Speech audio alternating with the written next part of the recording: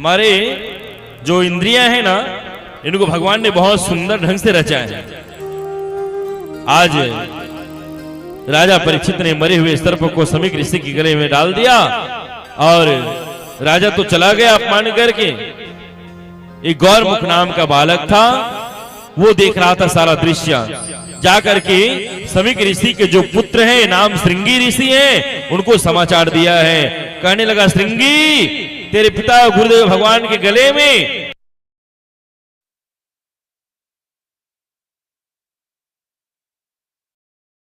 स्नान कर रहा था बालक, गायत्री संपन्न था, गायत्री मंत्र दीक्षा प्राप्त कर चुका था, तो मंत्र की शक्ति का अनुभव था उनको।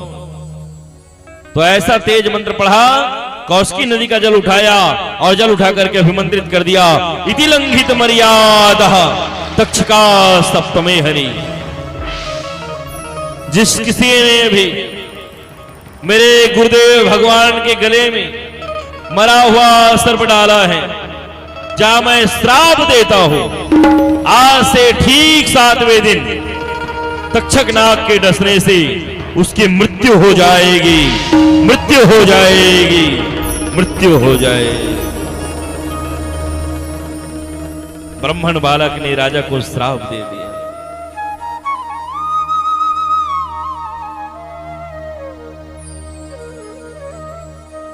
कुछ विचार नहीं किया, श्राप लग गया राजा का। ब्राह्मण का श्राप है, अछूटा होगा नहीं। इधर श्रृंगी ऋषि ने राजा को श्राप दिया 7 दिन में मरने का। और वहां राजा जब पहुंचा, मुकुट उतारा, उतारते अपने द्वारा किए गए सारे पाप याद आ गए, सारे पाप याद आ गए राजा को। राजा रोने लगा, मुझसे कितना बड़ा अपराध हो गया। मैंने सपने में भी कभी किसी का बुरा नहीं चाहा, मैंने आज तक एक मच्छर भी नहीं मारे, लेकिन मैंने एक ऋषि का इतना बड़ा अपमान कैसे कर दिया। राजा बहुत दुखी हुआ। तब एक महात्मा आए, त्रिकालज्ञ थे। कहा, राजा रो मत, करनी का फल भोगना पड़ता है। तुम्हारे कर्मों का ही फल तुमको भोगना पड़ रहा है राजन। और देव भागवत में लिखा है, अवश्यमेव भोक्तव्यम कृतं कर्मा शुभाशुभम न भुक्ते श्रियते कर्मः जन्म कोटि शतैरपि। राजा का अपराध नहीं था, राजा संशय मन में गया है शौनक के, भगवान आपने अभी अभी पहले कहा था कि पाप के सोने में कल्लुक रहता है, तो राजा के मुकुट में कल्लुक कैसे बैठ गया? राजा तो धर्मात्मा था, राजा ने भला क्या पाप किया था? तब बोले, राजा परीक्षित जब संदूक निकाला तो संदूक में जो मुकुट था सोने चांदी से जड़ा हुआ, हीरा मोती माणिक गोमेद पुखराज वाला, वो मुकुट पांडव का नहीं था। दरअसल वो मुकुट एक राक्षस का था। वो राक्षस कोई और नहीं, कंस के ससुर महाराज जरासंत, राक्षस राज जरासंत का मुकुट था। भीम ने जब जरासंत के 2 टुकड़े कर दिया, जरासंत को चीर कर मार डाला, तब जरासंत का मुकुट चुरा करके भीम ले आया था।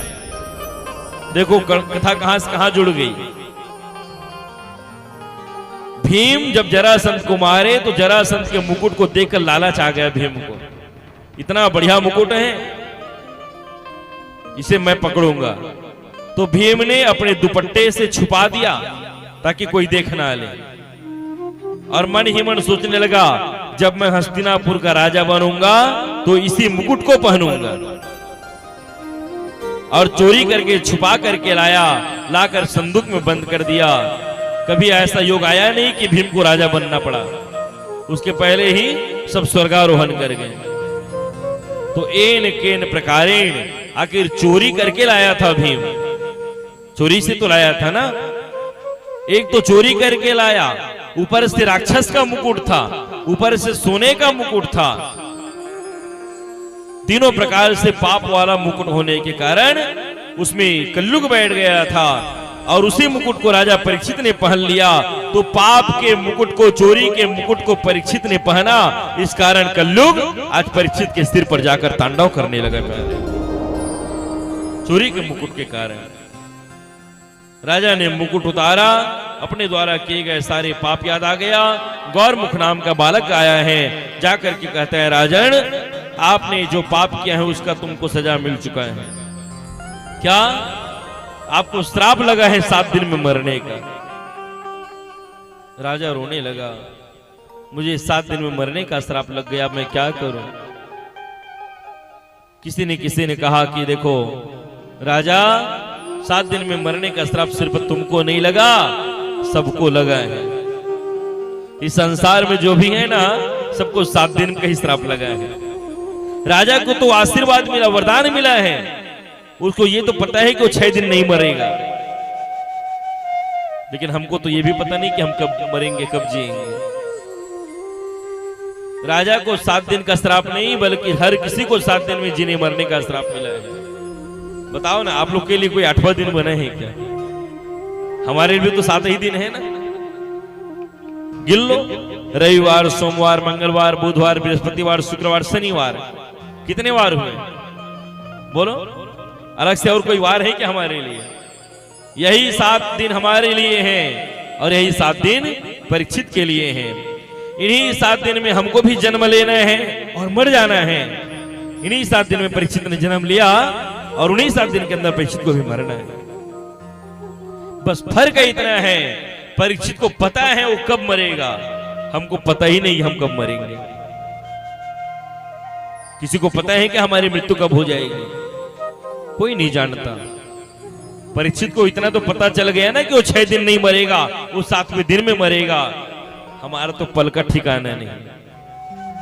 बरसों की तू के सोचे, कल का नहीं भरोसा। कल का ही ठिकाना नहीं है महाराज, और कल की बात करते हो या तो पल का ठिकाना नहीं है। हाँ, कल की कौन कहे, पल का भरोसा नहीं। इसलिए मरना तो अनिवार्य। गीता में गोविंद ने कहा है, जातस्य ही ध्रुव मृत्यु ध्रुवम जन्म मृतस्य च। हे अर्जुन, जो जन्म लिया वो मरेगा और मरने वाला जन्म लेता है। विष्णु पुराण में लिखा है, मृजन्म वतांबीरा देहे न सहजायते। जो जन्म लिया वो मरेगा और मरने वाला ही जन्म लेता है। भगवान शंकराचार्य सुबोधने में लिखते हैं, पुनरपि जननम पुनरपि मरणम पुनर्जननी जठरे शयनम भज गोविंदम गोविंदम भज मूढ़मते। तो मरना तो सबको है भाई। 7 दिनों के अंदर मरना पड़ेगा, मरना पड़ेगा, कर्मों का फल तुझको भरना पड़ेगा।